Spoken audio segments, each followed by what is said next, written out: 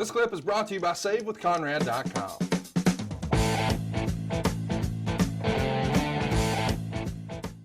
After 6 months of building up, here we are. The Royal Rumble 1997. Ahmed Johnson's finally getting in the ring and getting his hands on Faarooq.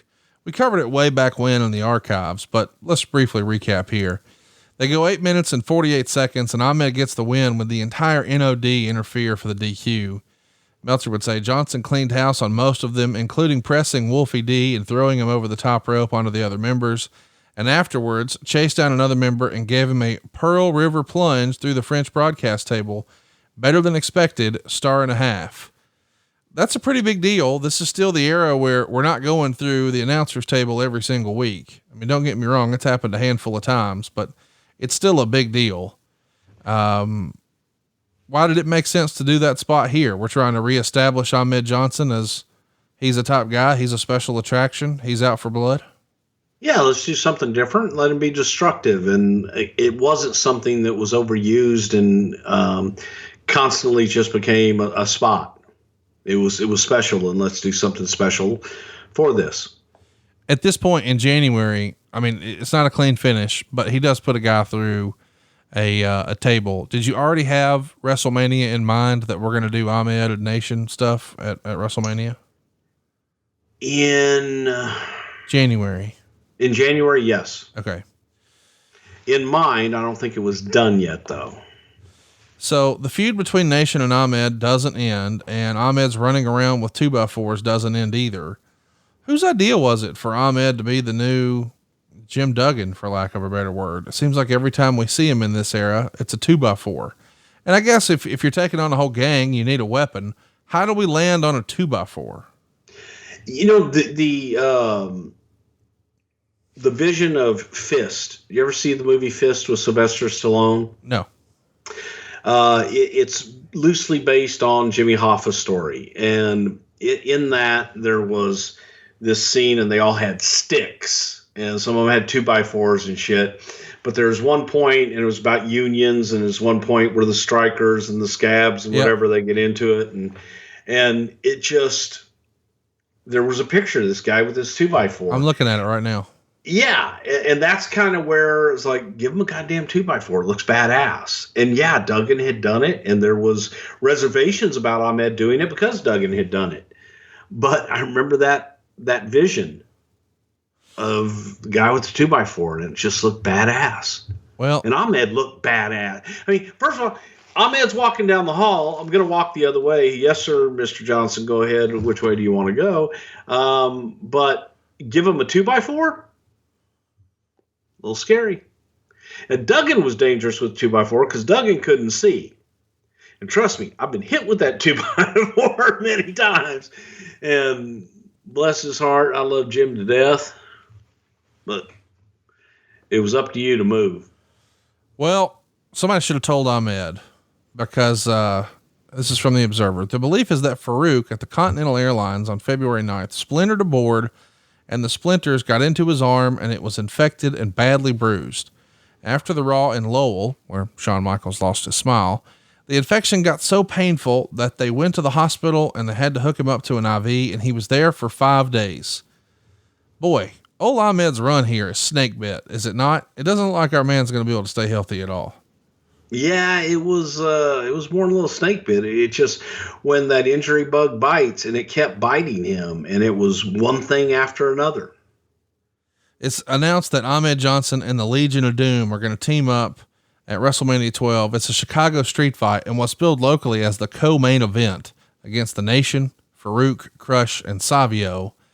Is this just a way to get LOD on the card since we're in Chicago and maybe Ahmed's still nursing an injury? Would this originally have been one-on-one? Did we feel like Ahmed needed the LOD rub in Chicago? Chat me up about how this became a 6-man.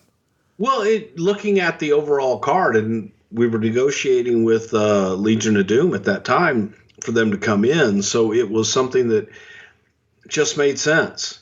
And Ahmed being one guy against this whole gang, that he needed backup, and what better backup than Legion of Doom? Well, let's talk about the match.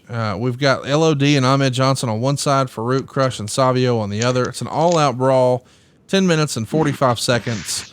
We've covered this one in the archives, maybe most notable. And boy, there's some crazy stuff here. But the thing I remember the most is the fire extinguisher spot. Briefly remind everybody about that spot at WrestleMania 13. Anytime there's a fire extinguisher spot, it's a great spot.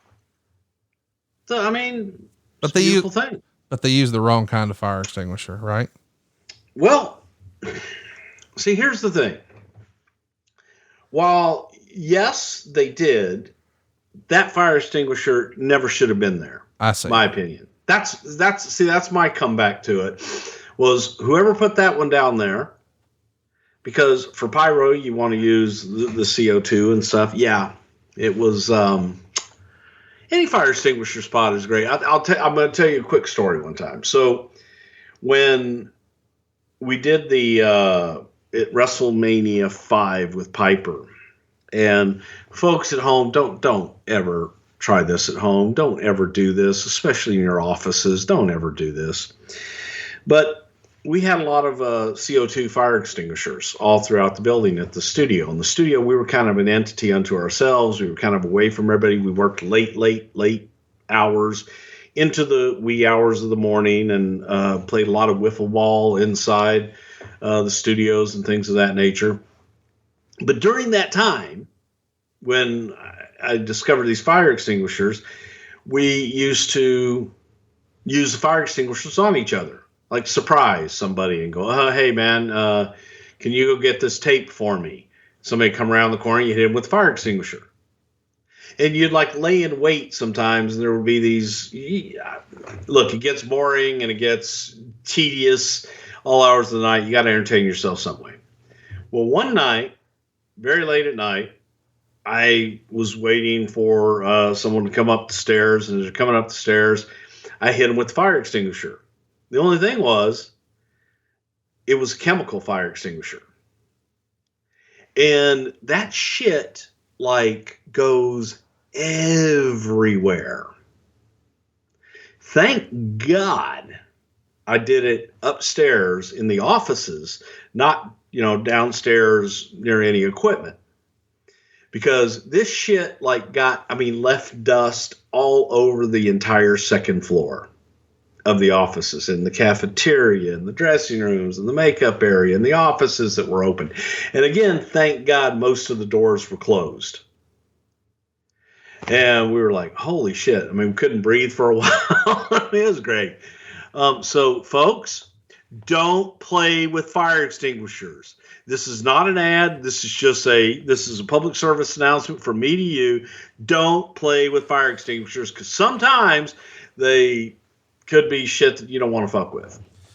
Just saying. Well, I'm glad the Road Warriors got to fuck with this match, because this is probably the highlight of their 1997 run. Is it not? Yeah, because it was their return. It was Chicago, and kind of hard to get higher than that at that point in their career. Ahmed Johnson is hurt here in this match. He takes a bump from the middle rope to the floor. Wow. You know what's weird? This is terrible. I'm digressing. Just hit me. Yeah, both those guys are gone. Yeah, the Road Warriors. Both, yeah, but and both Joe and Mike, and it's, you forget that sometimes when you think about things and history, and damn, I miss both those guys. I'm sorry, I digressed. That's okay. Faarooq took a bump from the middle rope to the floor, which is likely the move he separated his shoulder on, and he's currently out of action. So the original plan was Faarooq and Ahmed at In Your House Cold Day in Hell, but now it's Ahmed working with Savio and Crush. And the idea being, if he defeats all three Nation members in 3 separate matches, then they'll have to disband. Yeah. So 3 matches for Ahmed Johnson on pay-per-view. Did you just hate us? Is this what you're doing? You hated us and you wanted us to hate Ahmed. 3. You particularly. Yeah. I knew you had to heat with me. I knew that. Yeah. Man, sometimes you get stuck, and sometimes you've got to do what you got to do. So on the pregame show, Faarooq says he's hurt, which he was. And that Savio Vega was hurt, which he wasn't. And that Crush had the flu, which he didn't. But because of that, they wanted all 3 matches in a row. And Ahmed agrees, providing that Faarooq wrestles first. And Faarooq didn't go first, but the matches were in a row. But still, yeah. Back to back to back. You're welcome. 5 minutes and 38 seconds for Crush, and then 5 minutes and 57 seconds for Vega, 2 minutes and 10 seconds for Faarooq. And Meltzer would say it was also better than you'd think considering who was involved. Johnson didn't sell for long and got a near fall with an inside cradle. Then he hit the spine buster and Pearl River plunge. Faarooq kicked out of the plunge to the crowd's amazement. Faarooq then hit a chop block and scored the pin with a dominator. 3/4 of a star. So this makes no sense to me. I mean, maybe it does, I guess. Hey, we're going to beat him, but he'll have to wrestle 2 other guys and beat them too. So the loss doesn't hurt as much. I don't know, man. This is the feud that won't ever end and everybody's hurt every time they touch. Yeah. It needed to end though. Yeah. Just for their own health and the sake of their own well-being so they could actually walk. Yeah. It definitely needed to end, but again, it was who's going to believe that one guy can beat those 3. Well, but here's my thing. Why have Faarooq so quickly in the match kick out of the Pearl River plunge? Is this a new era where we're no longer as concerned about because Faarooq, Ahmed had already been through 2 matches. So it wasn't as effective. Okay. I love your wrestling. Don't logic. you know that? Thank you. I appreciate that. Pay attention. That's why you're here, baby. You got to smarten me up. I've been wondering. We all have. Ahmed the next night is on Raw and he defeats Triple H by DQ. So now Triple H is out of King of the Ring, right? So the next week, Hunter's back in the tournament after claiming he would file a lawsuit if he wasn't told that he would be eliminated if he was DQ'd. In reality, Vader got hurt at Cold Day in Hell in his match with Ken Shamrock. So Triple H is substituted back into the tournament. Things change, Conrad, right? Damn right. Let's talk about the next night on Raw. It's a big night. Ron Simmons, the former WCW World Champion, is going to debut as a new character, Faarooq Asad. They've got him dressed in this blue gladiator gimmick and a really piece of shit blue helmet on his head. And he literally kicks Ahmed Johnson in the kidneys. And Ahmed and Sean were teaming up to take on the Smoking Guns. And yeah, this is a bad spot here. Ahmed's legitimately hurt. What do you remember about Ron's debut and the whole Ahmed incident? Man, it was a big night. It was planned to be a big night for Ron Simmons and for Ron to come in and make an impact by kind of manhandling and doing some damage to Ahmed. A kick inadvertently landed wrong and hurt Ahmed and hurt him good. So it's very unfortunate, but that one was, man, that was just an accident, wrong place, wrong time, wrong kick in the wrong spot. What'd you think of Sonny as the manager for Faarooq? And he's immediately feuding with Ahmed Johnson. Some people online, whenever we posted that we were doing an Ahmed Johnson topic, I don't know, maybe made much ado about nothing. Oh, you've got 2 African-American fellows feuding with a white female manager. I thought that was a little bit of a stretch. Yeah, I don't even want to comment on that. That's just silly. Hey, it's Conrad Thompson. Thanks for checking out the podcast here on YouTube. Be sure to hit the subscribe button and the notifications bell so you get a notice anytime we upload some new content. And go save yourself some money right now. If you're in a 30-year loan or you have credit card debt, it's not a matter of if I can save you money. It's a matter of how much. Find out right now for free at SaveWithConrad.com.